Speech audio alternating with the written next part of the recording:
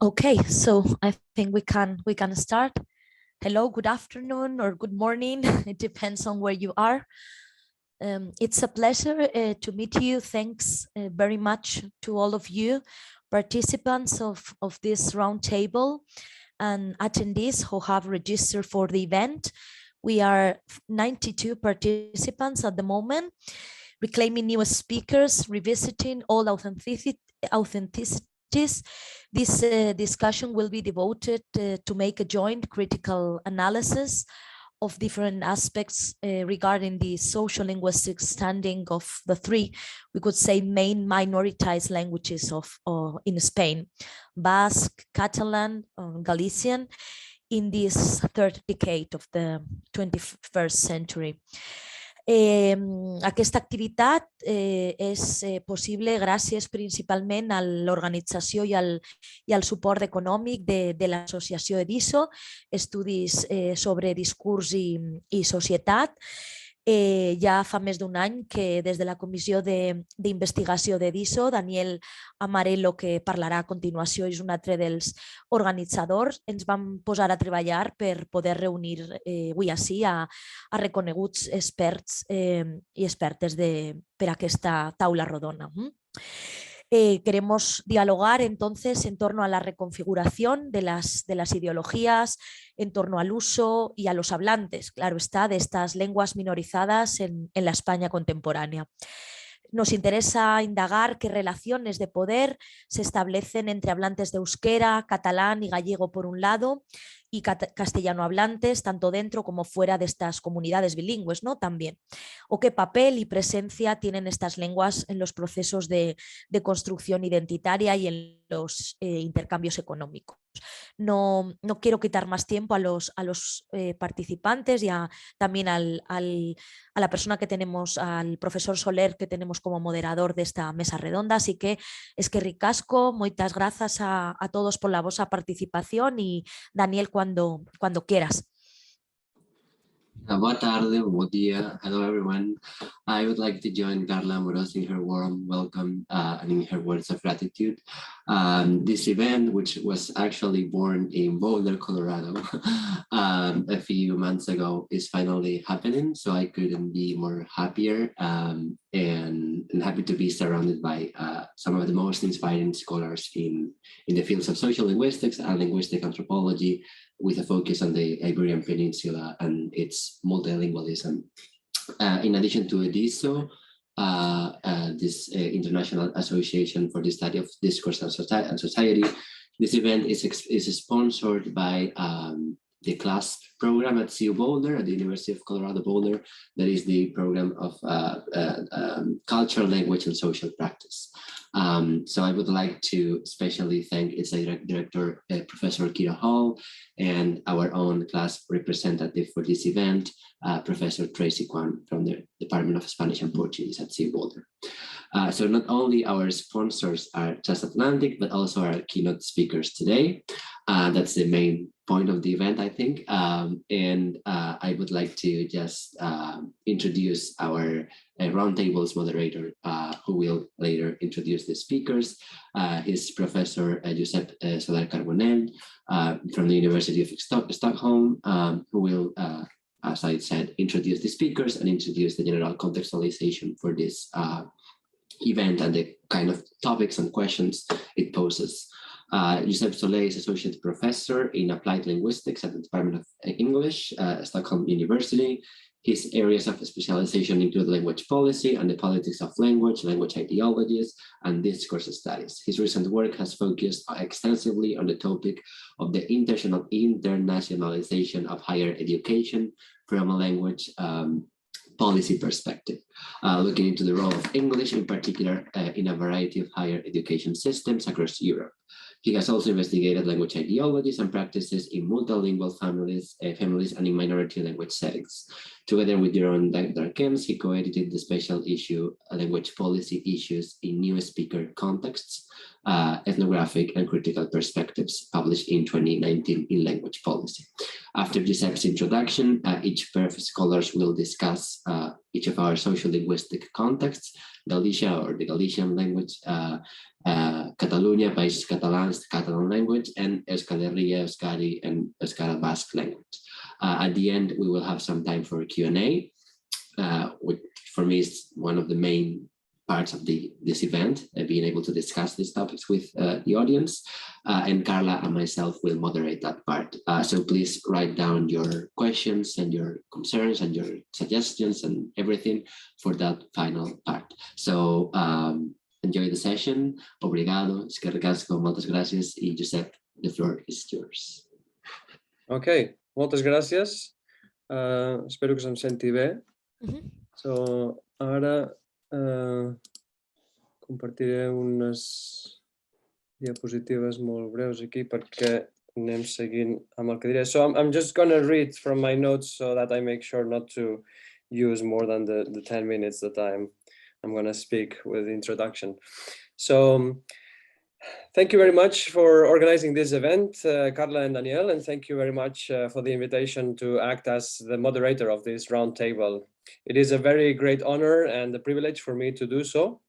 And before I introduce the speakers in the roundtable and give way to their conversations, I would like to just use these first few minutes of the opening of the event to lay out some themes and topics and to try and give some further direction to some of the threads that we were given in preparation of today's event. Among other questions, the following were circulated ahead of the event, and these are the ones you can see here. So first of all, to what extent could we democratize the knowledge about Basque, Catalan, and Galician sociolinguistic aspects by decentering academic contributions beyond the national framework?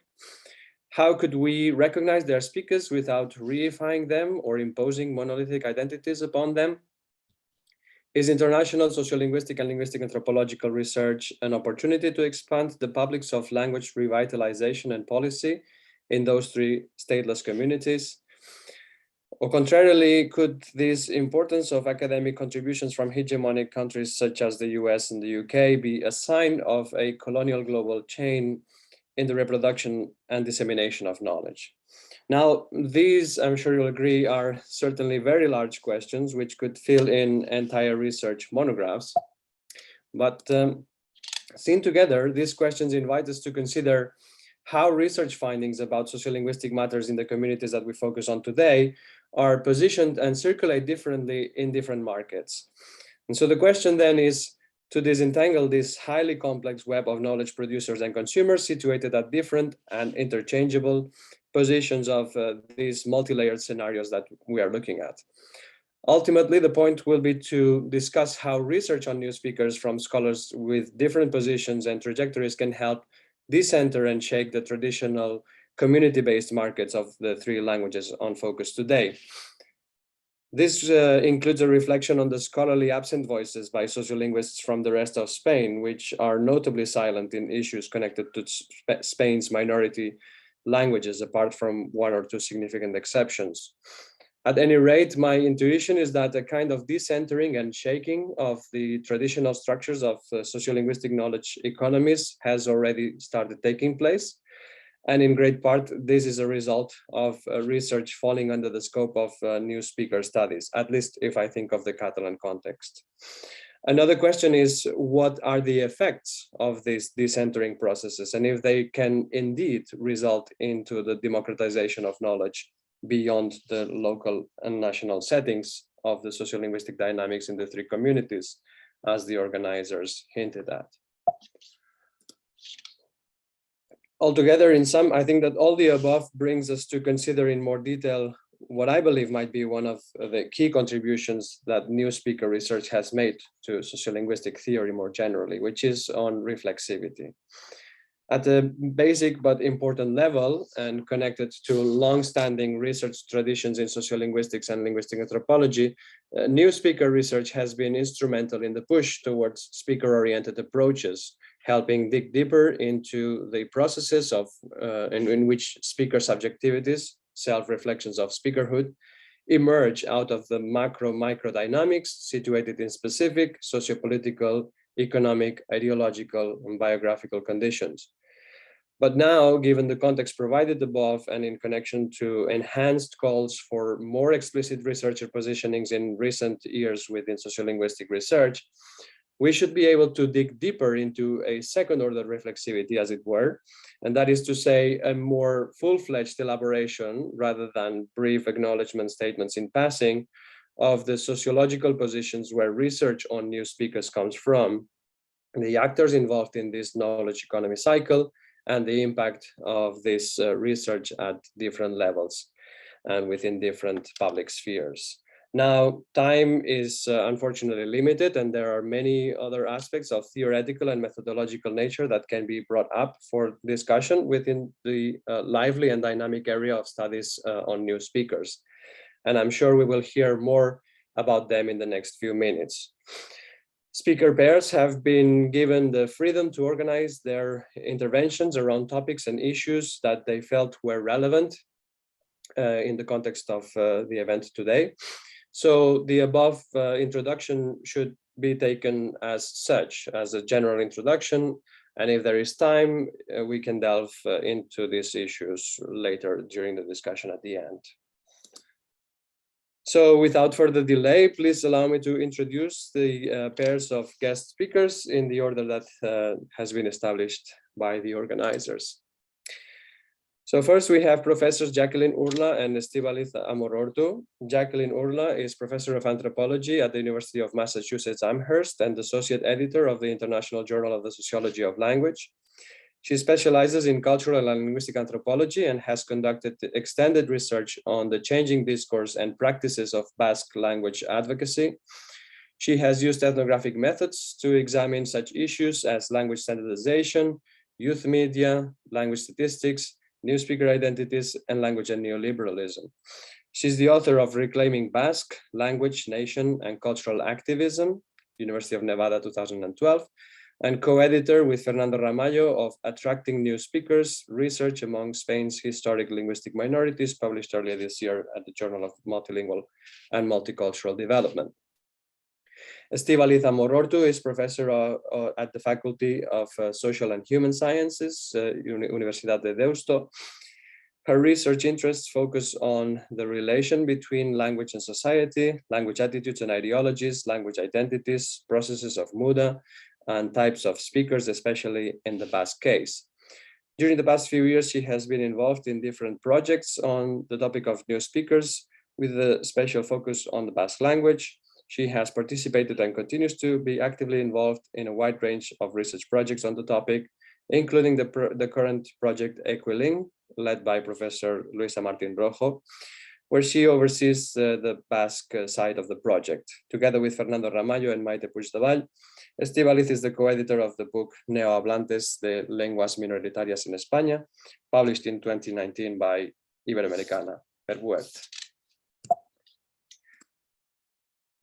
In the next pair, we have Professors Kathryn Woolard and Maite Puigdevall.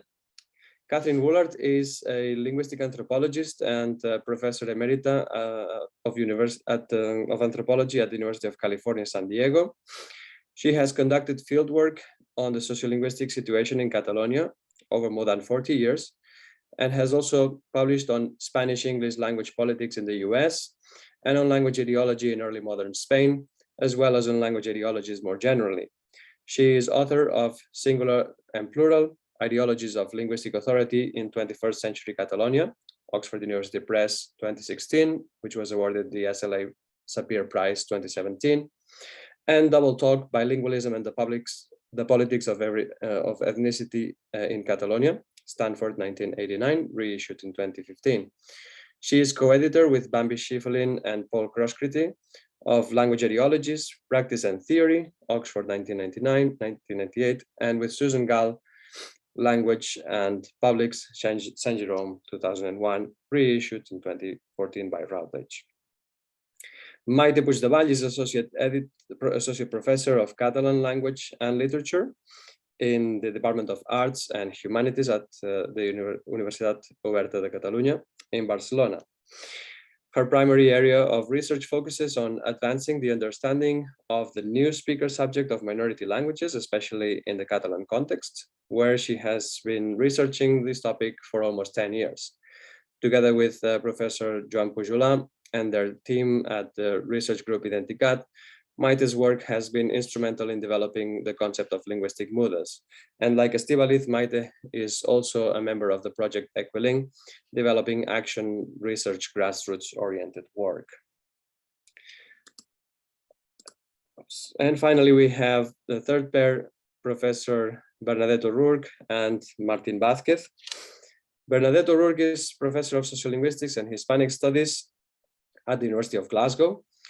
Her research interests focus on the dynamics of multilingual societies, language revitalization and minoritized languages, ethnography of resistance, language ideologies, and language activism.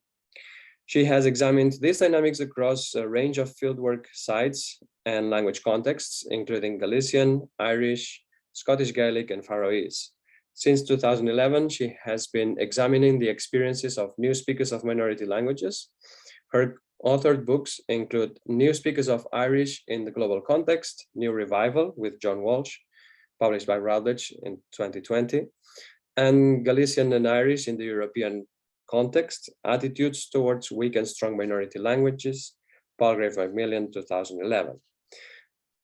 And last, but certainly not least, Martín Vázquez is currently working on his PhD thesis with the title La conversión lingüística y el sujeto neohablante, praxis, ideologías y relaciones sociales. In it, he explores the displacement of Spanish by Galician in the context of higher education, amidst the complex changing language practices, ideologies, and social relations among Spanish-speaking university students in Vigo. Together with Enrique Monteagudo and Jacqueline Loredo, he is the author of Lingua y Sociedade en Galicia, Resumo dos resultados 1992-2016, published by Real Academia Galega in 2018. So, in what follows next, speaker pairs will have 25 minutes to engage in dialogue. I will give each pair a signal when their time is approaching to an end. Basically, I'll just storm in and say 2 minutes or something like that. So I'm sorry for interrupting abruptly sometimes. And when the three pairs have concluded their intervention, a 30-minute Q&A discussion will follow with the audience, as you heard already, for which both Carla and Daniel will assist in handling comments and questions. So Jackie and Esti, over to you when you're ready. Okay, thank you. And thank you for the invitation to participate. I'm not going to go through all the thank yous because they've been done, and I'll just jump right in, but I'm really pleased to be able to be part of this event. You know, in preparing for this, Esti and I decided that what we would do is kind of begin by just talking about how we came to take the title literally, new speakers, and to talk about how we came to do work on new speakers, and to provide a kind of roadmap of that in our own work, both my work and then the work we've done collaboratively over the last decade. And we hope, and to talk about maybe the key questions, key analytical concepts there. And we hope along the way to take up some of the provocative questions that were laid out before us that the organizers gave us to think about.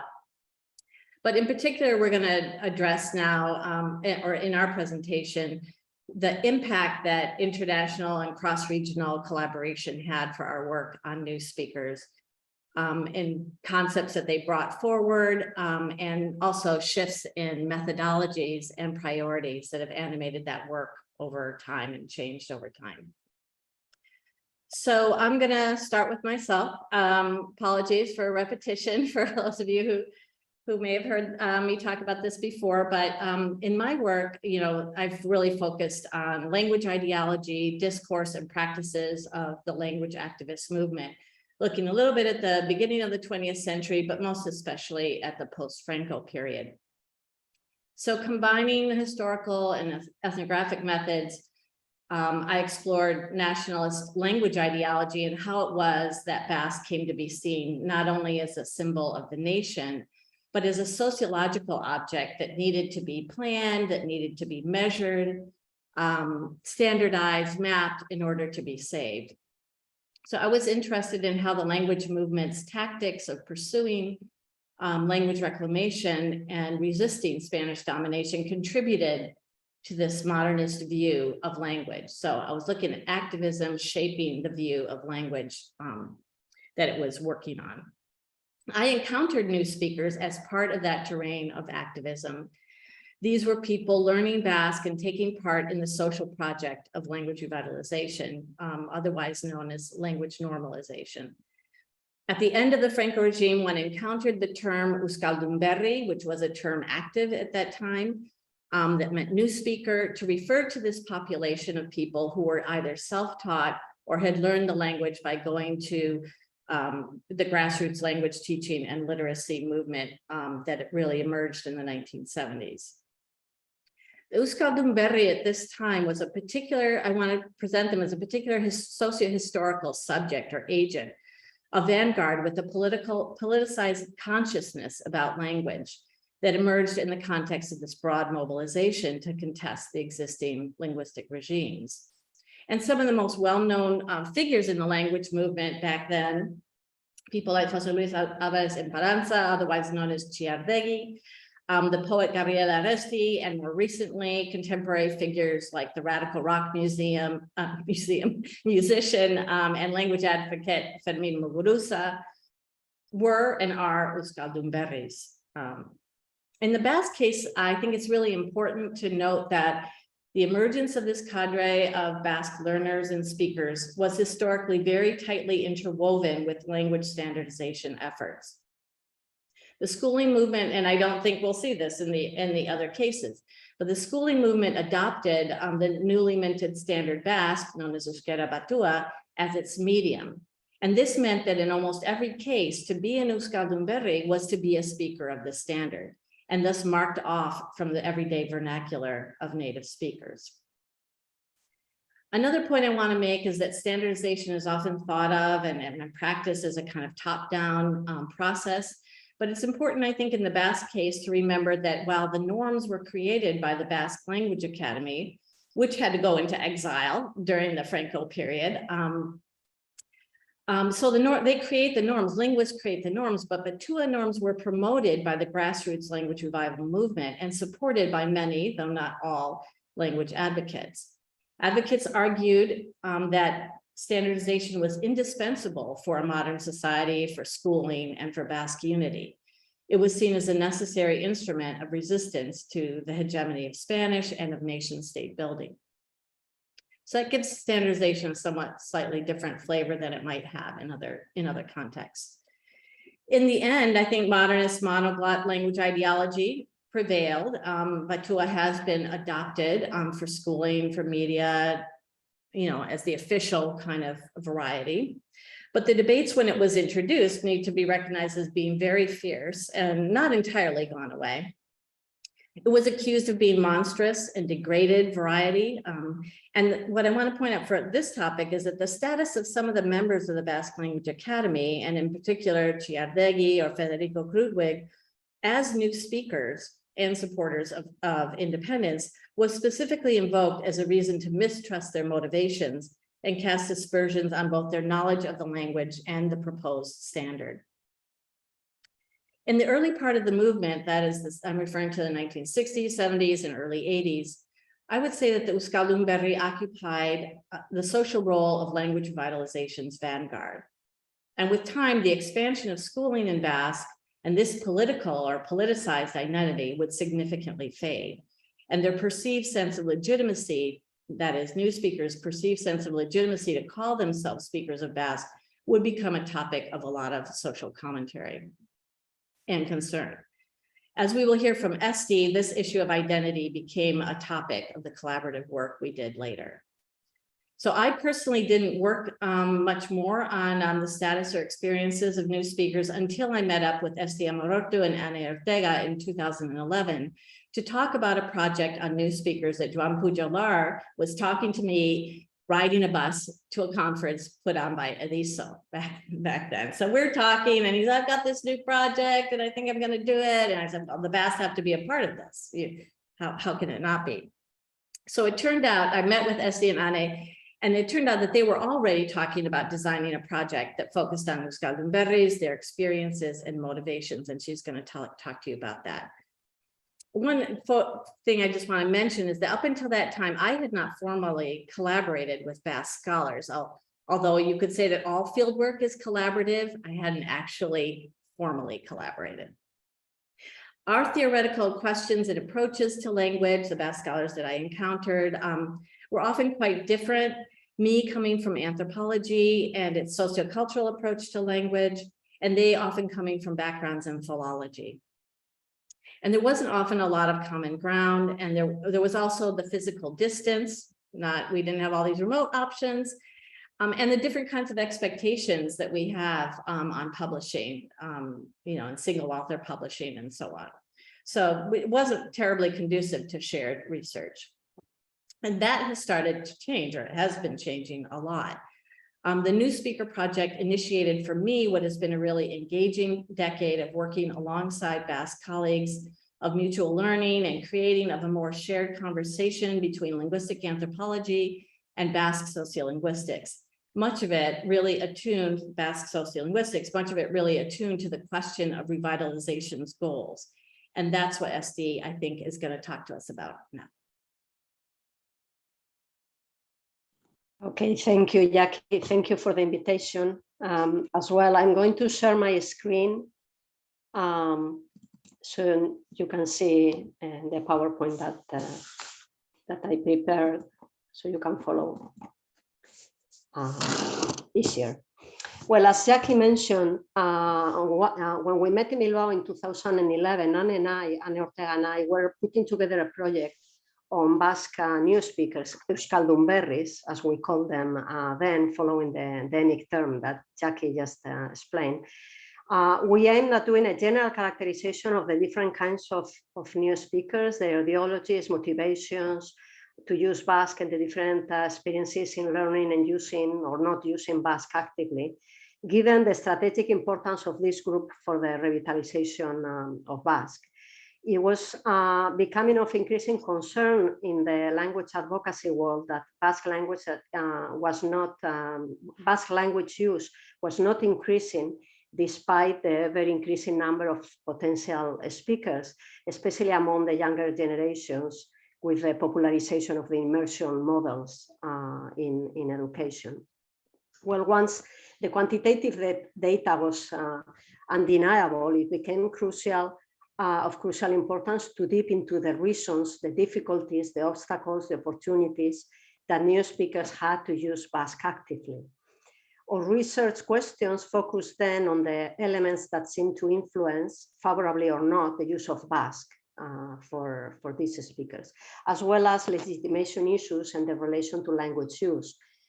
Questions such as what makes a new speaker to feel a legitimate speaker of Basque, or what is the role of vernacular varieties, local varieties, or informal registers in the perception of a person as a legitimate speaker. We very soon became very interested by the way speakers themselves describe their linguistic identity, their identification as speakers of Basque. And this question became quite central in this first project. We approached these questions building on the methodology that Ana and me had used in a previous study on the attitudes of non-Basque speakers towards Basque. We call this methodological approach the first qualitative and then quantitative approach. And what we did is we use qualitative methods first. We gather the data, by doing focus groups. We use content analysis to analyze the data with the assistance of NVivo, and only later on we decided to quantify the frequency of appearance of some ideas that had appeared in the qualitative study. Well, we got funding to do this project, local funding and also funding from a ministry project, and we started working on it.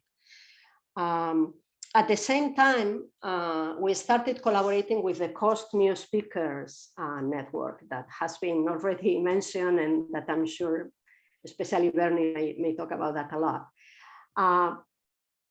By the way, we started using the term new speaker is tumberri in Basque due to the influence of this COST action. This was a new term. We just translated it from English. We started using it as a way to avoid the negative connotation that the Euskaldunberri term has for some people. Sometimes it was associated with a kind of, not second class, speaker of Basque. And we wanted to avoid that negative connotation. So we started, using the term Istunberri, which had no connotation in Basque society at all. Well, and then that term started to spread and to circulate in Basque society, so that nowadays it is used not only by us or academics, but also by language planners and activists as well. Well, participation in COST meetings previous to the design of the proposal, when we only had in mind new speakers of minority languages, and later on in the seminars and conferences held once the project was approved, allowed us to look at new speakers from very different perspectives.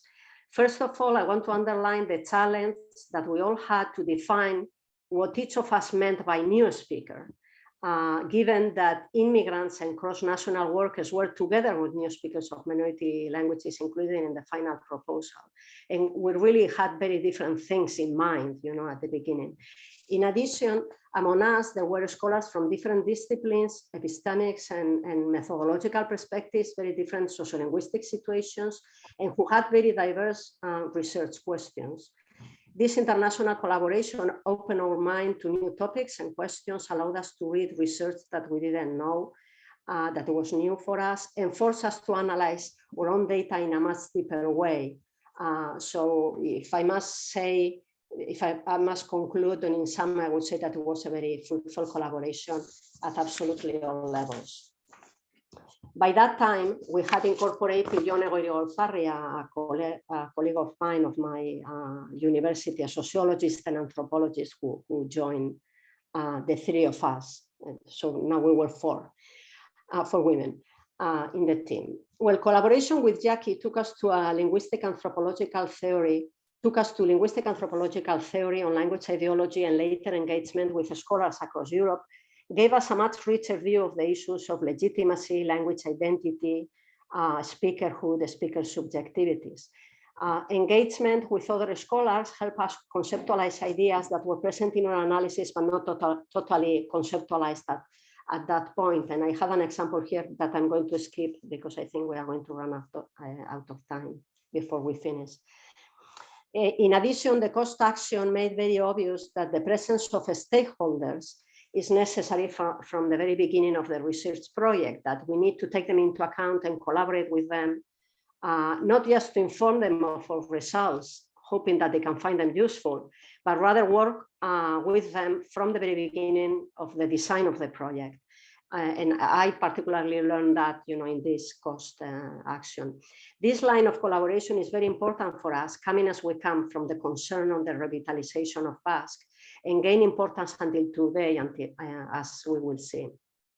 As a result of that collaboration, especially collaboration with Jackie, we published, among others, a book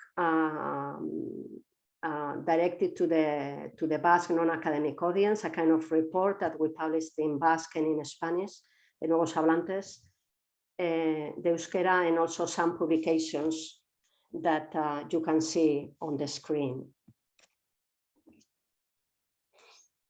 The next important step came when some members of the COST action started talking about the convenience to observe what the speakers really did in their linguistic practices. Until then, we were trying to study what the experiences, practices, feelings of new speakers were as they told us in interviews or focus groups or in surveys. willing to observe the practices themselves took us to more ethnographic methods.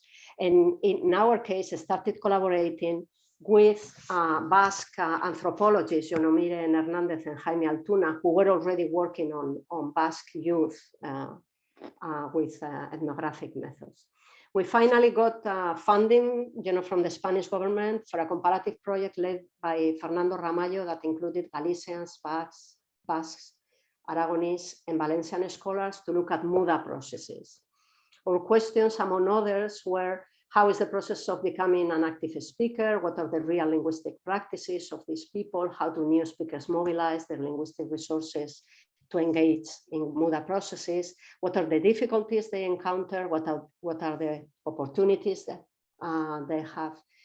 This project was very important in prompting us to continue working towards more ethnographic and participatory methods and to focus on activation, which is a very important concept for us. We organized a seminar on these methods with our group, brought in Patricia Lamar, who together with Yonemire and Jaime shared their experiences and with participatory methods in a very inspiring seminar. We learned a lot there. By this time, we had totally abandoned surveys and quantitative methods, and we were designing activities and group dynamics to encourage speakers to critically reflect on their language situation, their experiences, and their subjectivities.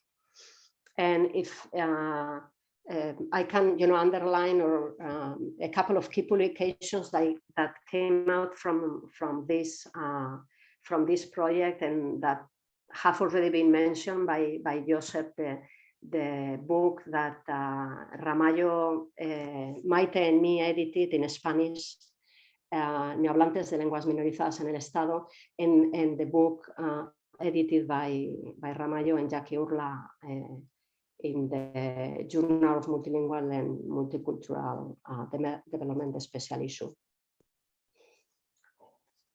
So now I'll move into the third project, the third step for us. I'll move into the Equilink project. The project led by Luisa as a principal investigator of the whole thing, because this is a coordinated project, also emphasizes participatory action research, so we fit it in it quite easily.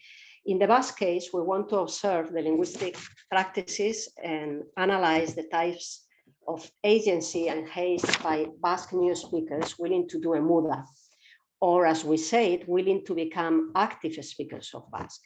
We also want to contribute developing transformative strategies and tools that may accompany young new speakers of Basque to increase their sociolinguistic critical consciousness and help them take steps towards a bigger use of Basque. We started with a set of planned activities to do with a group of university students in Bilbao during a few weeks. The work conducted in the group dynamics by the students who were really co-researchers of their own Muda process resulted very efficient to provoke self-awareness and reflective thinking, teamwork, cooperative discussion, and peer accompaniment. And we ended up following this university students' Muda process for 4 years with other, in other phases of the project and with other activities. We have continued adding key themes to our analysis as a result of collaboration with different colleagues, both local colleagues and more international colleagues, now in the context of Equilink. For example, using now the concept of safe space and bridging space, or stepping stones, as Maite prefers to call the bridging space. We try to understand how do speakers navigate through different spaces, especially from safe spaces, such as the space provided by our own research project, to other nested or interconnected spaces, such as the space of the university in which we form, in which we created this epistemic community we have been working with, and the bigger space of the metropolitan area of Bilbao, where our participants, co-researchers, as I said, live with all the social rules and symbolic values associated with the different spaces. So we tend to show how those spaces are configured, how do they influence each other, and how may a safe space self-speakers of the minority language jump into other spaces. At the same time, we are analyzing in a deeper way the different kinds of agency that our co-researchers enhance and how they see themselves as agents of transformation. And this is a little bit where we are now in our analysis at this point. So now that I have shown you, this timeline of collaboration with different people, this very fruitful collaboration that we initiated with Jackie and then with both local and international scholars. Now we are going to pose a couple of questions as a way to conclude, and I'm going to give Jackie the floor to answer the first one. Yeah, maybe it's a good point to say now 2 minutes. 2 minutes. Okay, Jackie. We don't have too much time, but maybe we can take one and then. Okay, well, I'm going to be really fast because I can summarize. I think, the collaboration that has already, the effects of it, the impact of it analytically, I think has already been revealed. The engagement with language ideology, linguistic anthropological debates about that, and questions of speaker legitimacy and authenticity. A lot of that was drawn from linguistic anthropology being developed outside of the area.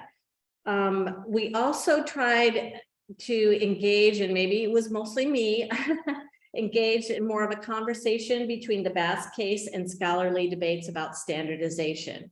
And that for that work, we drew a lot on Kit Woolard's work and her, schema of authenticity and anonymity. I won't rehearse that. We have her here if anyone wants to talk more about that. But that was, we were trying to think about this problem of language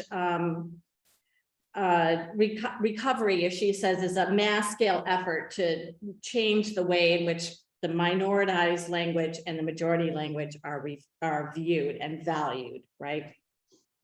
Tried to engage with that, tried to use the Basque case to say that what I was talking about before, the way that standardization is carried out, and in the Basque case, the very strong involvement of a grassroots and popular dimension to it can change that hierarchy that often is perceived between the standard and the vernacular. It's a complicated argument, so I'm not going to try to summarize it here, but just to say engagement with standardization and those debates and Kit Woolard's work. Finally, I have witnessed and personally helped to instigate through a lecture in the Cost Network conference, more of an engagement with concepts of governmentality, linguistic governmentality. And I have to say that concept seems to have been much more taken up by people working on topics of education and migrants. So other dimensions of the Cost Network, not so much the minority language new speakers arena of the Cost project. And you can see that in the work of Luisa Martín Rojo and Alfonso de Percio, among others. So ideas from North American or European theory making coming into the Basque context, but the flow has also gone in the opposite direction. And this is where I would like to just, maybe challenge a little bit Josep's idea that there's been a hegemony of the UK or the US. I think in this work, what we've seen is a lot more of mutual influence than hegemony per se. But we could talk about that in the conversation afterwards. Esti, I'll turn it over to you. Esti, are you gonna? Yeah. Do we still have some time, a minute or so? 1 short minute, if 1 short minute. All, yeah. Mm. Yeah. Well, we think that the research collaboration has also meant, bringing the concerns that we, the local researchers had specifically in the Basque context, trying to identify factors that influence new speakers' activation. So really, we think that taking activation to the forefront of the theoretical debate is something that really comes, from the local context, from the Basque case. And Also, you know, I talked about some of the important concepts that we have been working on. Concepts like agency, community of practice, safe spaces are also very valuable analytical concepts for us, and they are very much related to the focus that we, you know, the local scholars have on these questions of activation. So it's really because of this concern on activation, I think that you know, we find this concepts so useful, and we are use them so much.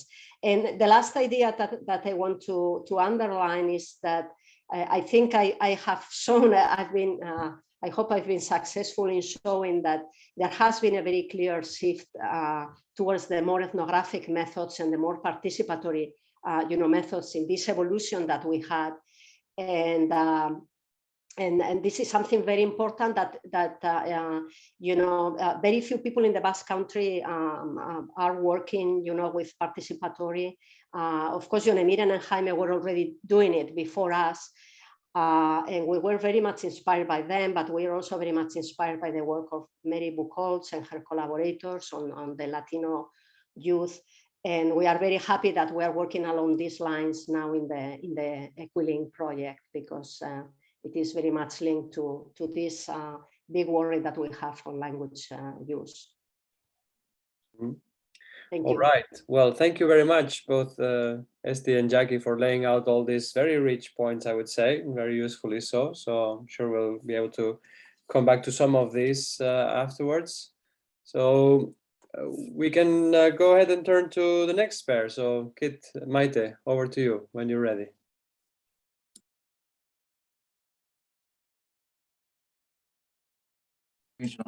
Okay, hi. I'm gonna start us off. Yeah, I'm here. I'm looking at PEP, is that right? Rather than myself. But so I want to thank everyone, but as Jackie said, there are too many people to thank. So it's a pleasure to be here, and thank you all. And it's great to see some very familiar faces and new ones too. Maite and I have a little less formal plan. She's gonna, I have just a couple general remarks, and then she's gonna really give a look at the trajectory of projects that she's been working on in particular. And then it's a little open. We have some questions and themes. We'll see if we have time to bring them out and which ones make the most sense. The general remarks I want to just start us with are first of all, to acknowledge that I have never actually collaborated formally in a research project, but the cross-fertilization, the mentoring, the generous reception and mentoring and intellectual exchange that I have always experienced since 1979 when I entered the field has been essential to my own work. And I value that and continue to value that form of informal collaboration and mutual influence. I want to make an observation, two general observations about the professional doing of sociolinguistics in the peripheries of Spain.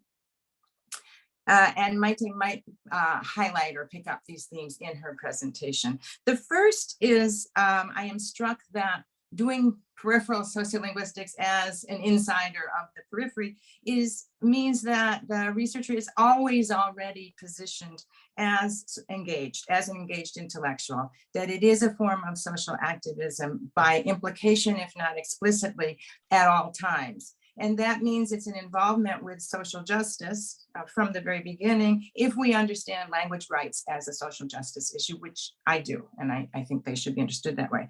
So that's a positioning that from the start, those of you from the insider perspective are always thinking about and positioned in relation to. It's different for us as outsiders, even Jackie as a heritage speaker, perhaps. The possibilities and privileges of involvement or commitment to activism or not are different.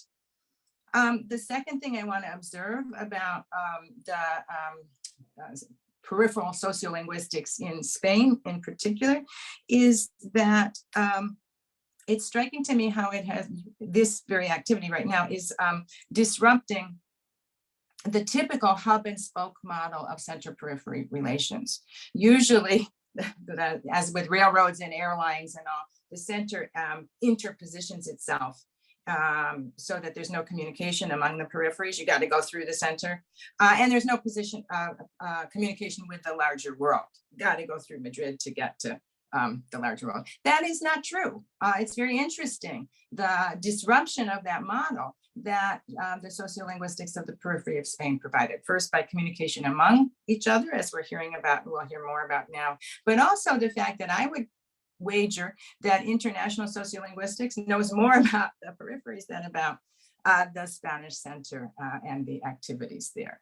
So both of these are striking about the activity itself, and that's something to think about when we're reevaluating if we are the position of us outside observers and participants.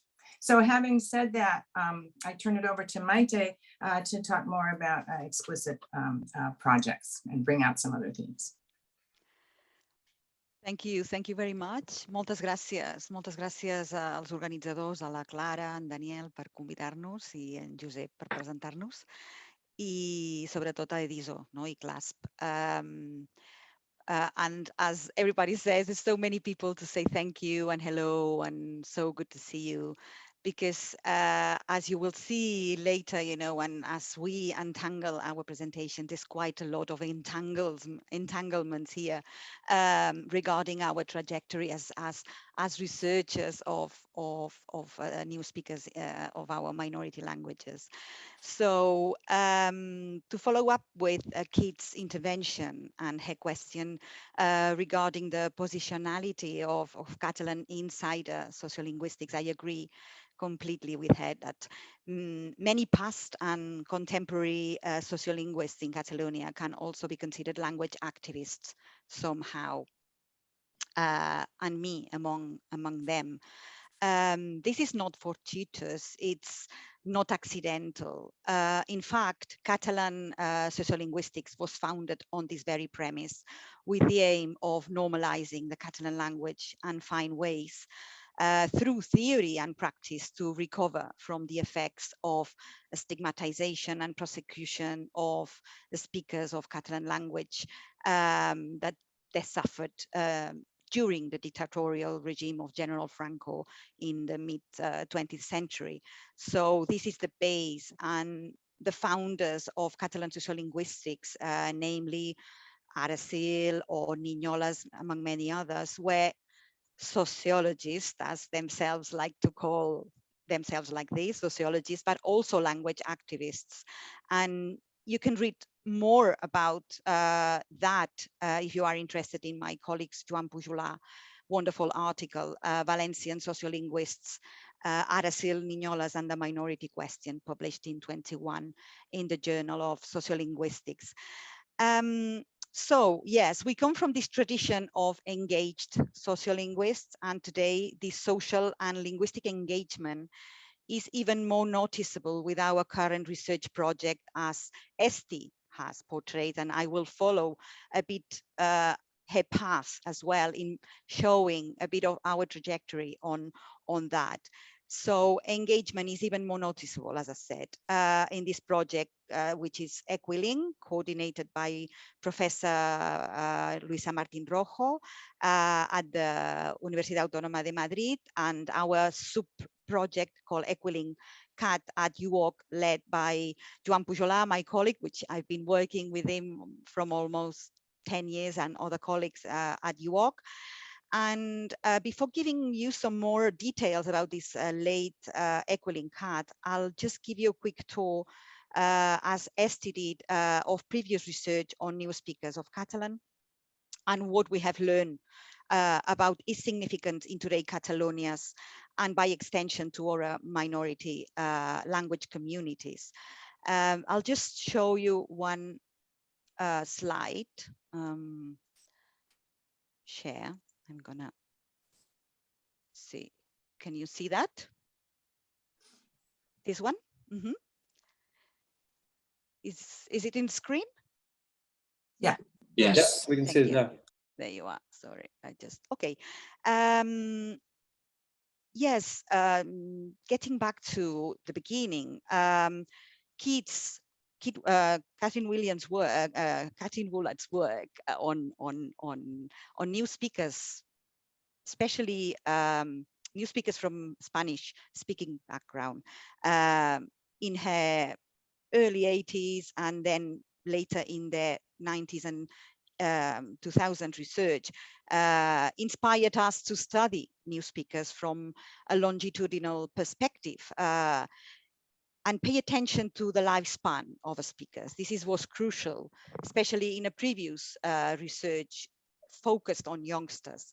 We realized that there were moments in life that favored changes, favored the acquisition and obviously the mudas to Catalan. So what we did was take up kids' research and trying to understand who were the new speakers in contemporary Catalonia, namely in the beginning of the 2010s and onwards, when we started researching them.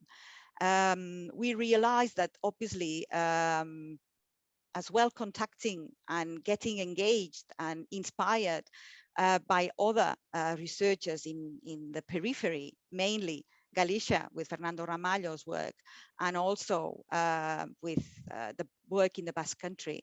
We wanted to understand as well who were these speakers in Catalonia and the differences between our profile of speakers, of new speakers, and the speakers we find in Galicia and the Basque country. So what we did in this project, in the Neophone one, is investigating life stories, language biographies, and we use the method of interviews and focus groups. And here as well, we can explain, or we can tell that the parallel story of engaging in different methodologies has been shared among us, among researchers in Galicia and the Basque country. So with the Neophone one, new speakers, new identities, linguistic practices and ideologies in the post-national era, we wanted to understand how migrants, we will talk about that later, why migrants are so important in our profiles. And it's because basically the characteristics of demographics in Catalonia, which I'll show you later, some graphs if I have time. But basically, what we find out in this Neophone project is that the first contact with language that many of these migrants have is through adult language courses and Catalan language courses, especially provided by this organization called the Consortium of Linguistic Normalization. So we interview many of them who participated in these courses. And we found out that migrants have really to overcome many barriers to actually access these courses.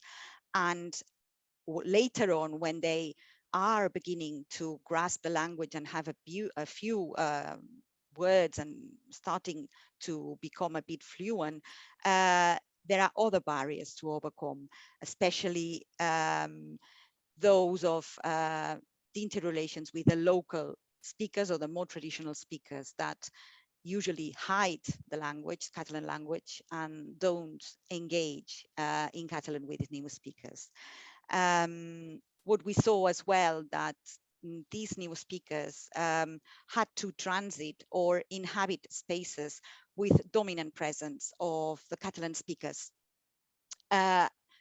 so that these spaces have a default use of Catalan language. So this helped these new speakers to become more fluent.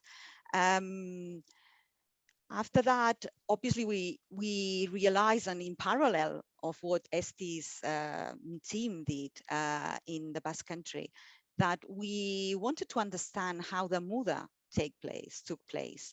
And we wanted to do it in real time, that what we call real time. So we had to think about a new method, which is an old method, obviously it's new, it's observation, participant observation. So we decided to engage in participant observation, especially in these courses, in these adult language courses, and not the classrooms per se, but a parallel activity, which has been running in Catalonia for at least, well, since 2005, which is called Volunteering for the Language. So we became, Joan Pujola and other colleagues, volunteers, and we met regularly during 2 years with speakers, with learners. So through this participant observation and some interviews in depth, we could see how difficult it was actually, and that the Muda process isn't just a single moment in time, but it takes different trials, different trials and errors and successes and failures by these speakers to adopt the language and try to become legitimate speakers of Catalan. Basically, what we saw in Neophone, one of the main results is that spaces have to be accessible and relatively open to the incorporation of new individuals, whatever their origin or condition. So we didn't only investigate or did participatory research in the Volunteers for the Language, which is this program, which you can find about more in our publications and in websites. But also we wanted to find other spaces where densely populated by Catalan speakers, and we turned to Catalan popular culture. So in these two sites were very productive, and we did learn a lot about what it meant to activate the language or how to become a new speaker of Catalan in this context. Basically, we saw that some of the spaces that were very productive in terms of helping new speakers to become Catalan language speakers actively were very linguistically tolerant. There were absence of certain types of speakers, for example, gatekeepers. And these spaces, we portray them, or we thought they were kind of test and training spaces. We call them language oases, safe spaces, or legitimizing spaces of empowerment, because the speakers weren't questioned as other spaces in real life. They felt safe to make mistakes, to ask questions, etc., etc. You could see here as well that in between 2013 and 2017, the cost action was a real catalyst for us all to engage in a wider debate and a wider dialogue with other researchers. I won't repeat what Esti said. You can get the portrait of what it meant for us to be part of this project led by Bernadette O'Rourke and Joan Pujola. And turning to this current project, the Equilink Cat project, it's a coordinated project led by Luisa Martin Rojo, as I said, and we have 4 sites. We have the site of Madrid, the site in Galicia, the site in the Basque Country, and our site in Catalonia. And the title is Critical Linguistic Awareness and Speakers Agency, Action Research for Sociolinguistic Equality. And in the terms of our sub project, we called new speakers as agents of sociolinguistic transformation in Catalonia. And what we've seen along these years of new speaker research is that, in fact, what new speakers do in Catalonia is challenging the conception of who is a Catalan speaker and actually pushing the boundaries about who is a legitimate speaker in our context. Basically, in final term is who is allowed to speak that language and who owns a language to do what and for what purposes. As we were engaging in this observation and participant observation, we came obviously very close to the participants and to the organizers of these events and these groups, these tandems, etc. We, at the beginning, wanted actually to carry on doing research with them, with a consortium, but the COVID-19 hit. So what happened is that we had to find another way of obviously researching. This was a big challenge for us all. And we had already in mind some of the sites in language adult courses in some areas of outside Girona, for example, in the outskirts, with migrants from, especially from Moroccan background, origin, many women participating in these courses, but obviously courses were closing down during COVID, and this made us turn to other organizations which were quite active during the COVID-19. One of these organizations was Òmnium Cultural. Òmnium Cultural is an independent association promoting Catalan culture since 1961, and actually Joan Pujolar especially became more engaged with this organization, which is very famous in Catalonia. And obviously through Òmnium, we thought that it would be actually productive to engage in a new project, that would entail participant research action, as you know, similar in a way that our colleagues in the Basque Country and Madrid were doing.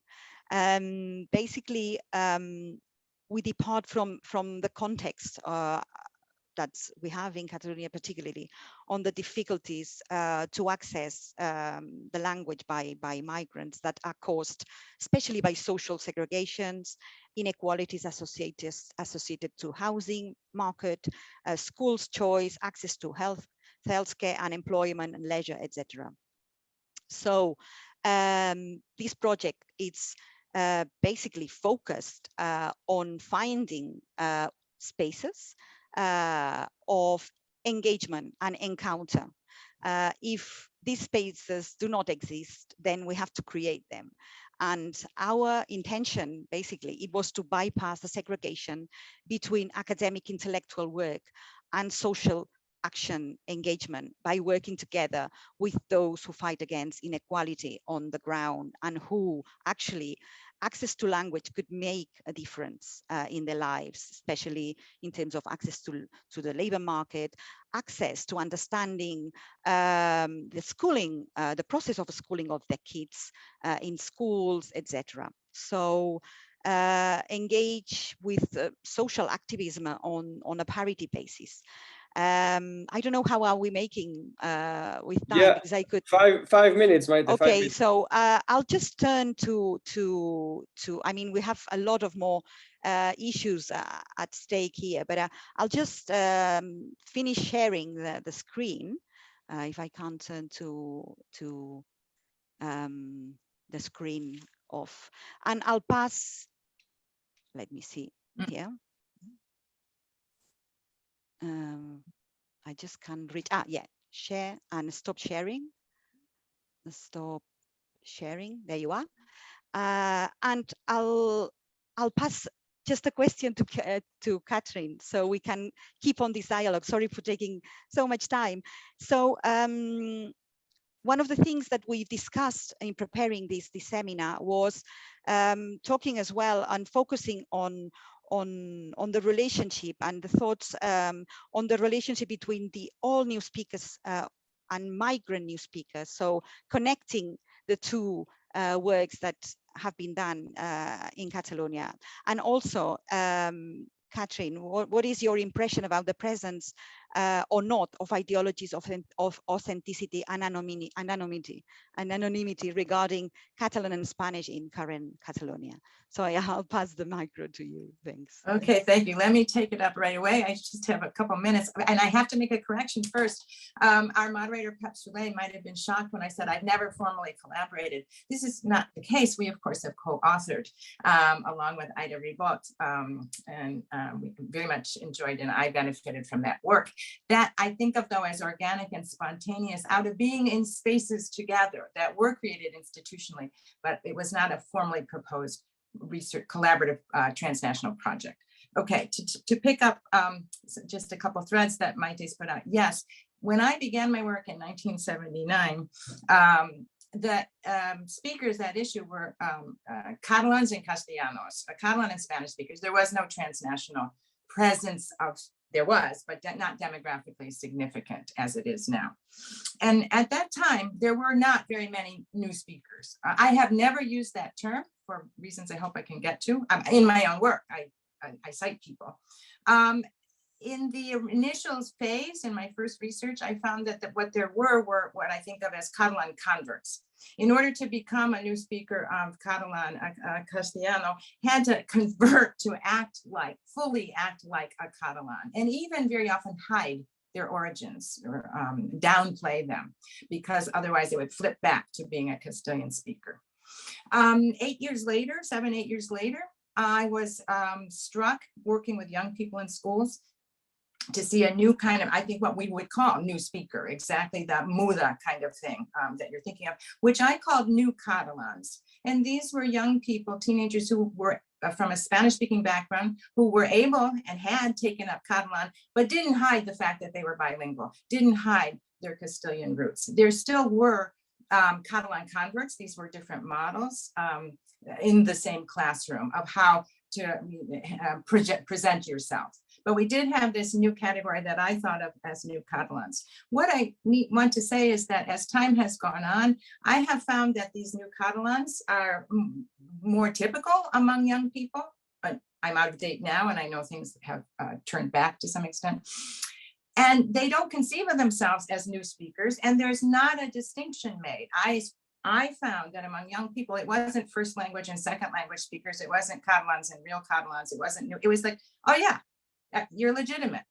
People were legitimated as speakers, even though they were second language. So I worry a little bit about the adoption of the term new speaker, where it's not, as Maite has said, it's not emic in Catalonia. And Esti has said, analytic academic uses do pass back to the population, which I think maybe would not be so desirable here. I'm out of time, but let me just say what I think enabled that. One, school language policy. It created that, as you call I would like to say legitimating space where people could take up that position and relay second language speakers in relation to Catalan. But also what was clearly more a zeitgeist change away from authenticity bases of thinking of self to a participation in a post-natural kind of authenticity, DIY. I can make myself a project identity, as Manuel Castells calls it, that help legitimate second language speakers. The question Maite and I wanted to throw out, and we'll just I'll throw out a couple of questions and we'll leave them. One, so it took some time. It took a generation or two for Spanish-speaking origin people to become legitimate speakers of Catalan and have a social space. But it did happen to some extent. My question is, it might take time. Is it possible for new immigration to take up that same position eventually? Or are there, with phenotypical differences, et cetera, fundamentally different processes at work here? Something to think about. The old new speakers and the new speakers. Is the old new speaker position now a fairly successful legitimate position, a model? The other is this ideological shift was an important part of it. And what I perceive coming from Spain now, as in the US, is a massive shift in public discourse back toward a rather vulgar, even vehement, old traditionalist authenticity about identity. And the question would be, do you see that? Do you agree? Has it affected individual subjectivity? Is it going to affect the processes of mudas and shifting and language acquisition? And I don't know the answer. I'm sorry, I went over time. Thank you, Pep, for Thank you.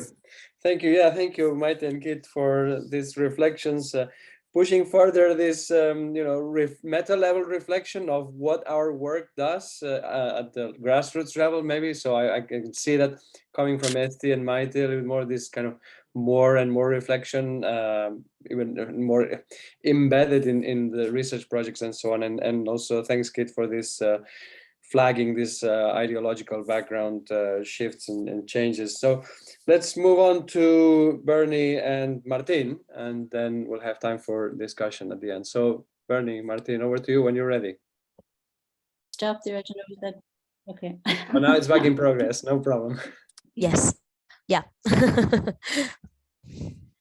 Okay. Well, I'd like to start off by thanking Danny and Carla for organising this event, and also for Josep for throwing out a lot of very interesting questions to us to think about. Like the other presentations on Basque and Catalan, myself and Martín will draw on examples of our own work, and then we'll work towards the bigger pictures, bigger questions towards the end. So in the lead up to this workshop, we, myself and Martín, who had met, I think, a good number of years ago in Santiago de Compostela, and we hadn't met since then. So we have spent an awful lot of time together over the past few days and the past week or so on Zoom, debating and reflecting on the different questions that Danny and Carla and Josep have asked us to think about. And I often think if we could have just recorded those interactions and present them to you here, it probably would be a lot more spontaneous. But we can't cover everything that we discussed over the past few days, but what we will try to do is recreate the dynamic of the conversations that we had, and think about the various ways that we have been thinking about and debating the concept of neofalante and the new speaker concept in general. So for the next 25 minutes or so, we'd like to reflect on our own engagement with work on new speakers, what it means to be a speaker of Galician, what it means to be a neofalante, both in academic terms, but also I think importantly, how this concept has come to be understood by social actors themselves, as well as by policymakers. Gracias, Bernie, y gracias también a las organizadoras, a Carla y a Daniel, y al moderador Josep y a los colegas de las mesas por compartir su tiempo con nosotras. Y sin más, ya para empezar esta especie de conversación que quiero tener con Bernie, me gustaría, Bernie, que dieras un poco de contexto sobre tu propia investigación y tu entrada en contacto con el concepto de neofalante. Thanks, Martin. So when I first started investigating the Galician sociolinguistic context, it was about the early 2000s now when I was a PhD student. And my main focus at the time was looking at the mismatch between what were essentially fairly positive attitudes amongst the younger generation of Galicians and the conversion of those positive and goodwill towards the language into actual use. And the group I was most interested at the time was young urban adults, and my fieldwork took place actually in the same fieldwork site that you're working in yourself, Martin, at the University of Vigo. And so I was interested in surveying and talking to 18 to 25-year-old university students. And what I found was that the majority of these students had a fairly positive attitude towards the language, but none of this was really converted into active use. And essentially what we were looking at the time were, I suppose, what we now call neofalantes potenciais, or potential new speakers of Galician. So those were people who had a passive ability in the language, a certain degree of goodwill towards it, but for a variety of reasons were not activating that language use. ¿Y en aquella investigación encontraste algún neofalante activo? So at the time, there were a small group of individuals within the larger cohort that I was looking at who had, as opposed in Kathryn Woolard's term, had become language converts, and that they had converted to Galician. And I remember one particular person, Alexandra, who I did a very interesting interview with, and I actually pulled it out this week to relook at it. She had made that conversion. She had converted to Galician, and she was a typical neofalante in that she had gone through the education system. Her parents were Galician speakers, but at home she had been brought up speaking Spanish. But in her early adolescence, she had made a conscious decision to activate her language use and essentially to displace her Spanish language practices by Galician language practices and become essentially what she said, become a monolingual speaker of Galician. ¿Y cómo Alexandra racionalizó su decisión de convertirse en una monolingüe en gallego? Well, I think I'm just going to share with you an excerpt from the interview here, which I think sums it up quite well. I'll just bring it up here now.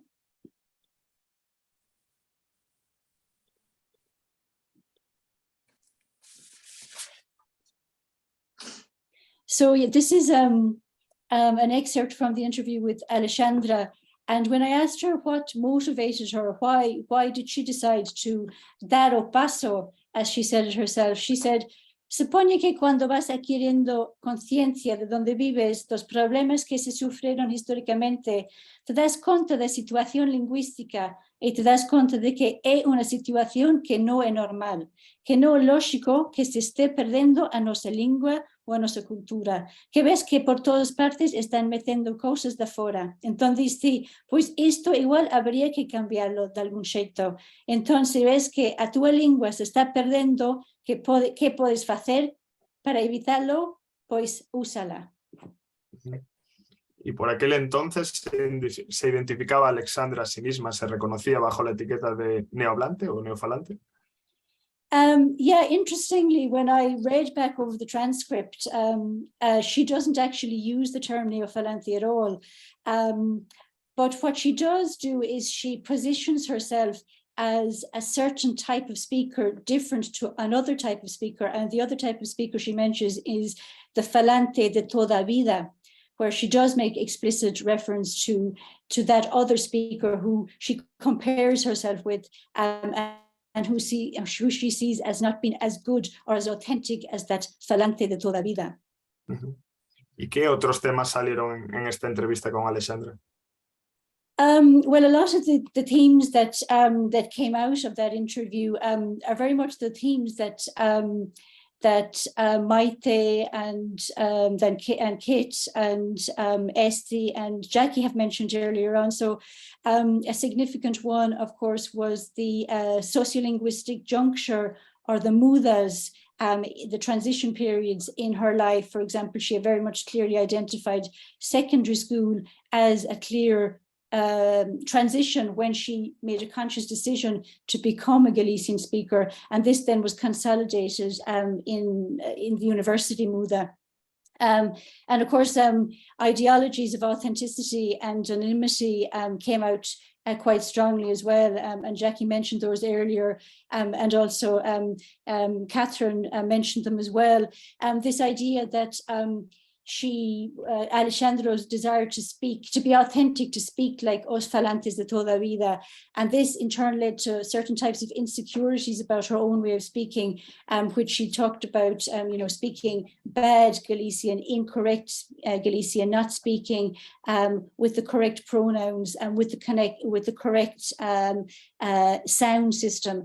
And also questioning, a constant questioning she noticed that by others of her linguistic behavior. So a constant feeling of being out of place, or I suppose in Kathryn Woolard's terms, of being not being anonymous. And so these, as I said, are themes that have been discussed in the Catalan and Basque context. And I think they're also relevant across the other minoritized languages, which many of us have looked at in other contexts, in the Irish context, in the Gaelic context, in the Welsh context, etc., and which we have explored collectively through the work we did as part of the cost action, as Josep and others mentioned earlier on.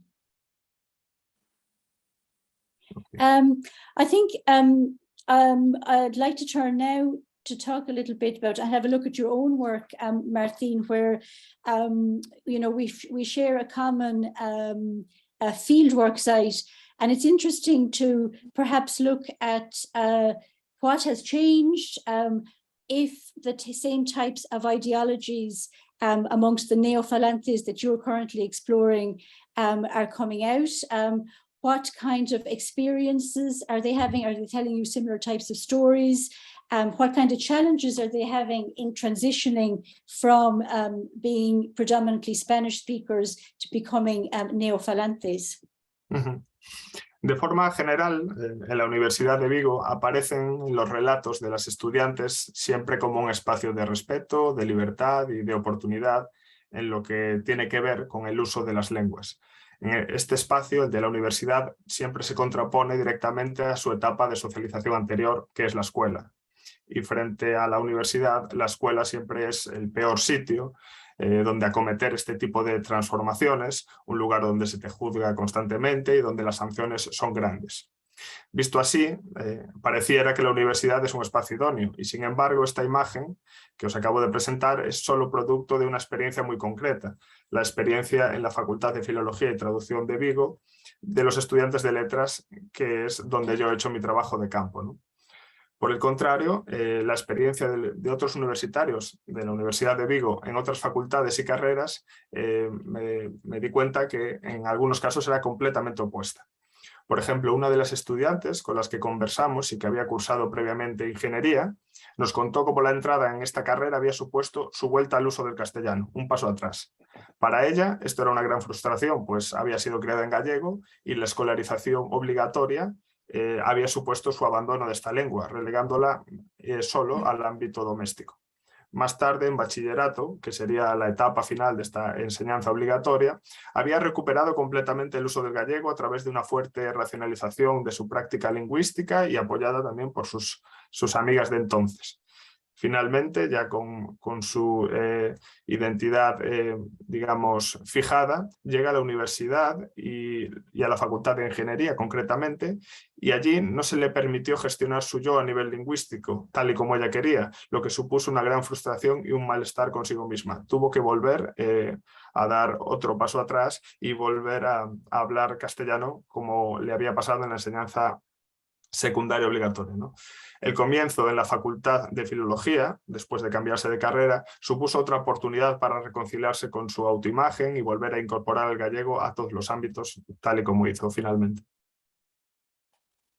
And what other factors did you find affected students' use of Galician and in their attempts to displace Spanish and become what many describe as becoming a kind of a monolingual speaker of Galician?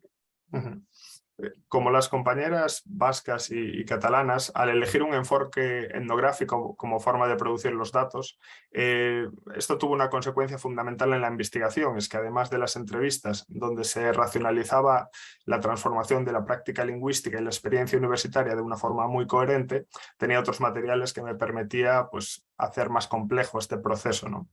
El análisis conjunto de estos materiales de observación y de entrevistas me permitió reflexionar sobre cuestiones que al principio la verdad es que ignoraba. Una de ellas es que la transformación de la práctica lingüística, convertirse en monolingüe por parte de los estudiantes al entrar en la universidad, estaba relacionada con más factores de los que yo pensaba. Además del contexto concreto, la facultad y la carrera en concreto, que actuaba como estructurador también de las prácticas, también jugaba un papel muy importante el hecho de desplazarse del hogar materno o paterno hacia una nueva vivienda estudiantil, las nuevas redes de socialización entre universitarios, la construcción de una subjetividad adulta relacionada con la mayoría de edad que muchos cumplían al llegar a la universidad, así como los modos de estar en la universidad, desde el estudiante proletario que tiene que trabajar para pagarse sus estudios al estudiante burgués que le dedica todo el tiempo de su vida al estudio y a la actividad estudiantil de forma recreativa.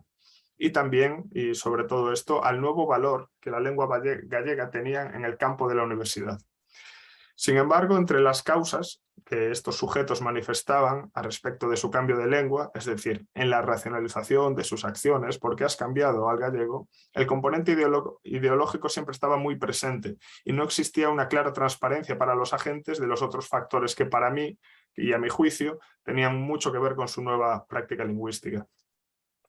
You've identified this question as a problem in your study. How have you come to resolve that, do you think? En el momento de entrevista, esta especie digamos, de interés por explicar la práctica con palabras con la concienciación, etcétera, etcétera, introduce para mí la tentación de explicar este desplazamiento de la lengua mayoritaria mediante la reducción a un factor único, por ser más visible localmente, es decir, en las entrevistas, y al mismo tiempo también ser bastante seductor intelectualmente. Es decir, este argumento de la concienciación podría ser el factor al que yo le diera más peso, aun a riesgo de olvidar todos los demás, ¿no? Yo creo que aquí el reto como analistas es explicar cómo las cuestiones materiales influyen y construyen estas posturas de resistencia también y sus consecuentes racionalizaciones. Resumidamente podríamos decir, yo creo que la cuestión aquí es que es mucho más difícil construir ciencias sociales sobre cosas y sobre objetos observados que no sobre palabras explícitas, ¿no? Pero bueno, dejando esta reflexión analítica, que para mí es un problema, lo cierto es que tanto en mi trabajo como el tuyo nos hemos centrado en lugares específicos de investigación y en un perfil sociodemográfico muy concreto, es decir, adultos jóvenes en un entorno universitario, de grandes ciudades y sus periferias, pero por supuesto hay otros espacios en los que se puede explorar pues, las nuevas dinámicas de los hablantes, ¿no? Y creo que tú las has estudiado, entonces tal vez puedas contarnos un poco sobre qué otros espacios has explorado y qué fue lo que te ha llevado a estos espacios.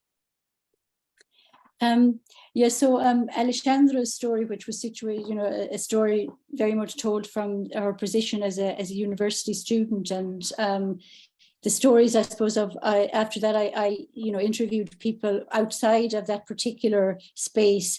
And I think what, we talked about changes in methodologies, and in the Basque context, in the Catalan context, this has been something that's happened as well. But I think some of the interviews, or the in-depth interviews, and the historias de vida, the life stories, have very much helped us, I think, first of all, identify the transitions in people's lives when the muda was happening, and all because we were asking them directly about it, so it helps us identify these junctures in their lives.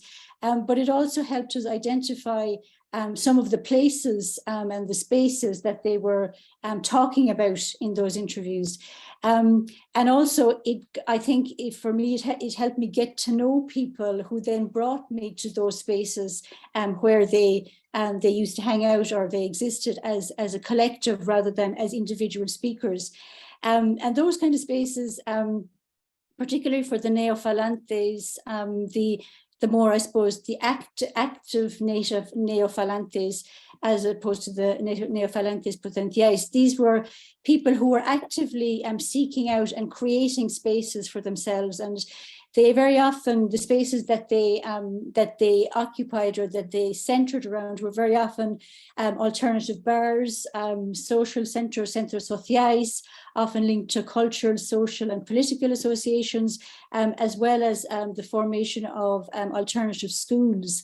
And I think, like you, Martín, I've been using ethnography to explore the type of interactions that are taking place within these spaces. And a term that I have been using quite recently is that which Joshua Fishman used in the 90s, and that's the idea of breathing spaces. And so they are, a lot of the neophalantes that I spoke to are trying to create these kinds of breathing spaces, spaces where they perceive as being necessary, particularly in urban contexts, where they perceive Spanish to be the hegemonic language, and that it's absolutely everywhere. And so by creating these new spaces, or these breathing spaces within these very Castilianized urban contexts, they are carving out their own particular communities of practice and also their networked communities. And so I've been interested in finding out what strategies they are using to do this and what the effect of these strategies might be. ¿Y podrías contarnos un poco más sobre estas estrategias? Well, one of the key strategy that is used is it's linked to their desire to maintain these spaces as exclusively Galician speaking spaces. So many of the neofalantes I observed in these spaces were very consciously investing in language separation. So this of course runs contrary to what we have been talking about in sociolinguistics for a while, this idea of creating fluid language spaces, and of course it also runs contrary to post-constructivist thinking around translanguaging. But for many of the neofalantes, in fact, they reject outright this idea of translanguaging practices, even though, of course, if you analyze some of their speech, they actually do translanguage themselves. But ideologically, they're very, very strongly opposed to translanguaging and reject it. And this is in an effort to maintain their spaces, to create safe islands for Galician. And so they organize a very diglossic compartmentalization between Galician and Spanish, where it's very important for them to separate out the two, and they strive for, or they strive ideologically at least, for a pure type of Galician. Entonces se estarían produciendo ideologías monolingües dentro de estos espacios. ¿Es esto así? Yeah, I think at first sight we might be very tempted to call out what seem like monolingual ideologies about languages and ways of speaking, and being, critical of them for being essentialist, etc. And I just think back to Jackie Urla's chapter, 2000 chapter, where she talks about this, and she reminds us that the reproduction theory, as she calls it, or the reproduction thesis, I think, Jackie will correct me in a few minutes, but this cannot be always taken at face value. And so without really looking at the micro interactions and the beliefs and the ideologies that are behind some of the seemingly monolingual type of ideologies, we don't really get a grasp of what's going on. And I think much more conceptual work is then required to really disentangle some of what we as academics perceive at first sight as monolingual ideologies, where something else entirely might be going on. Y estos esfuerzos... 5 minutes, Martín, Bernie. Okay. Okay. ¿Y estos esfuerzos en la separación de las lenguas conducen a otro tipo de problemas?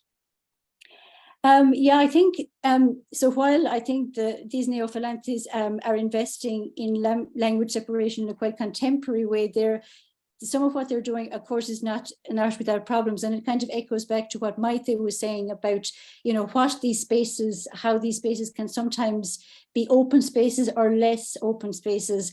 And so in an effort to avoid language mixing and mixed language practices, we can kind of question whether or not neofalantes are facing the risk of making these spaces exclusionary. Are they inhibiting the conversion of potential neofalantes to active speakers? And a lot of these spaces, the neofalantes involved in them are quite, many of them are quite activist in the sense that they want the language to be used. They're very interested in language revitalization efforts, but at the same time, they're making the language, perhaps the spaces, exclusionary by deciding who is a neofalante in the first place, who is a real speaker, who is not, who gets defined as a speaker, what it means to be a neofalante. And just an example from one of the fieldwork conversation I had a few years ago, where in a space where one of the participants described a new Galician family who had joined the group, and she explicitly described them as neofalantes muy recentes. So she was adding another type of categorization. They weren't neofalantes, but they were neofalantes muy recientes. And she pointed out that they had, it had been 2 years since they had started learning or speaking Galician actively. And she said, "E costa y es un montón." It's difficult for them. Entonces, esta identidad neohablante es susceptible de diversificarse. ¿Podríamos hablar de nuevas jerarquías o nuevos entendimientos de lo que significa, de lo que debe ser entendido por neofalante? Yeah, I think within the neofalante category itself, there are new hierarchies emerging and new understanding of who can be included in the definition and who is not included in the definition. And I think this, in the interest of time, I think we're finishing up, Josep, just to let you know. The point leads nicely, I think, into one of the final themes that we want to touch on briefly, and that's the question of appropriation and how the concept of neofalante has been appropriated by social actors themselves, but also how the term has been taken up by policymakers and other social actors. And I found it interesting to have a look at a virtual platform that now exists for neofalantes, and you can, you'll find it yourself if you Google it. It's called neofalantes.gal. And it's a very dynamic web page which contains stories about different profiles of neofalantes, which are not only the typical activist or active neofalante, but it includes stories of neofalantes from all over the world, basically. So it really extends our initial understanding of what a neofalante is.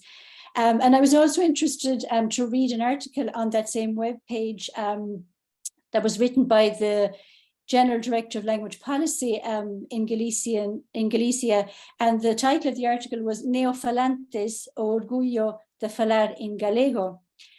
So I think this kind of suggests maybe an explicit move in language policy towards a more explicit focus on neofalantes, where he also describes the need to include people and to include neofalantes who do not have un discurso galeguista.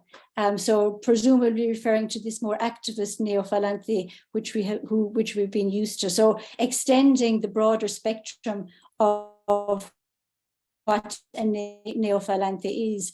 And just on that point, Martín, I just wanted you maybe to get your view on how can we interpret this shift in language policy, if it is a shift in language policy, and the clearer references to neofalantes in these kind of discourses, and even the use of the term neofalantismo was used in that particular article. And this is a term that I first heard in 2010 as part of a focus group discussion with neofalantes themselves. So I don't know what your take is on that.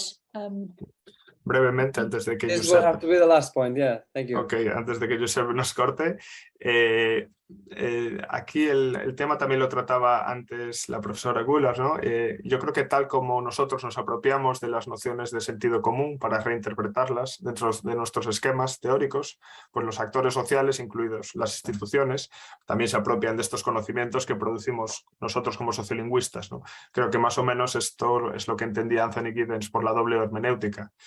Y lo cierto es que en esta reinterpretación o reapropiación de los conceptos también se puede ver una expresión de agencia por parte de los agentes sociales, tal y como la entendía Giddens. En este sentido, las declaraciones del secretario general de Política Lingüística son un buen ejemplo de cómo las instituciones se apropian de los conceptos y los redefinen en función de sus intereses. En este ejemplo concreto, el secretario general redefine el concepto de neofalante en contra de la propia academia, a la que tacha de reduccionista, y propone una definición más amplia que casa bien con sus objetivos de intervención: dibujar un amplio público diana para fomentar la lengua gallega, siempre que no involucre ningún tipo de componente ideológico de resistencia a las políticas públicas, ¿no? Que es un poco el origen de este concepto. Y ya para un broche final de lo que quería decir, es que este giro, que yo le llamé en algún lugar neofalantista, se puede ver ya recogido en documentos de política lingüística como el Plan de Dinamización de la Lengua Gallega en la Juventud en el 2019, donde, dada la situación de profunda sustitución lingüística en las cortes más jóvenes, el giro discursivo de la administración es el de instalar una necesidad de incorporar nuevos hablantes, no ya neohablantes, nuevos hablantes, como garantía de la continuidad lingüística. Y es aquí donde se reapropia del concepto de neofalantismo, que lo pone como uno de los objetivos centrales, es decir, fomentar el neofalantismo, y dice textualmente, junto con otros grupos que han decidido libremente utilizar el gallego para comunicarse y desenvolver su vida, ¿no? Entonces, en esta reapropiación, el concepto de neofalantismo y de neofalante, existe un borrado de toda significación de reivindicación y de impugnación a las políticas públicas sobre la lengua, que han sido unas de las principales motivaciones de aquellos a los que llamamos neofalantes, ¿no? Y de esta forma se pasa de un sujeto que nace como protesta ante la falta de políticas proactivas para ser un sujeto pasivo y objeto de intervención, ¿no? Veremos con el tiempo en qué desembocan estas políticas públicas, pero tengo la intención, digamos, la sospecha por lo que ha pasado también en otros contextos, en que en un futuro desencuentro en la distribución de unos recursos que ya son escasos en Galicia y que si los enfocamos en otros sujetos, estos potenciales nuevos hablantes de la Xunta, que no son los directamente afectados por la minorización lingüística, pues en el futuro tal vez suceda, digamos, haya algún tipo de desencuentro con esto, ¿no? And just to wrap up with one very small point, which hopefully can be picked up, it was mentioned a little bit by Kathryn earlier on, and hopefully will be picked up later in the discussion. It's in relation to the term neofalante and the new speaker concept itself. It has been, as we know, interpreted in very different ways across different minority language contexts. And it's been interpreted differently by social actors on the ground, and even by, amongst academics ourselves. We, I think, still don't really know how to define it, or it's still a definition that's open to debate. And I think this lack of common understanding can, of course, make policy intervention quite difficult. And this is something which Colin Williams, who I've seen in the audience there, is exploring in more detail, and it's in a forthcoming book, which he has, which I think is coming out shortly, on the new speaker challenge for language policy. And I think and another point that just to conclude then, as Kathryn Woolard mentioned it earlier, I reminded Kathryn about a few years ago when you were discussant for us at the AAA, and which was organised along with Joan Puigdevall. And you did explicitly point out the challenges, with coming up with these new concepts or using these concepts, and the fact that they do and can get appropriated and redefined in specific ways for different kinds of agendas and policy agendas, sometimes with which we disagree with, or types of agendas that we had set out to have a very different type of agenda. And I suppose many of these are this I think reflects the way in which concepts, once they're out there, can be used in different ways, and hopefully that can maybe stimulate to some discussion afterwards. Yeah, thank you very much. Sorry for running over, Josep. Thank you. No, very good, and thank you all the three pairs of speakers.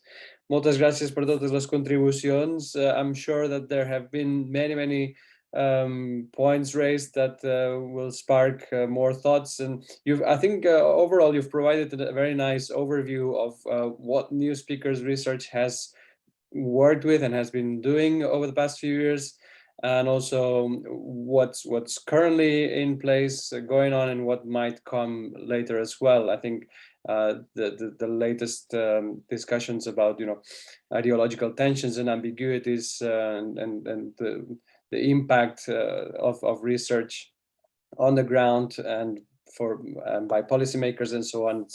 I think it can spark a lot more reflection amongst colleagues. So this concludes the presentations by the guest speakers. And now I understand that we started a little bit over time, so we may go also a little bit over time in the discussion coming up next. but I'll leave it up to Daniel and Carla to decide when to conclude it and call it a day. So I'll just pass it over to them to handle the discussion. So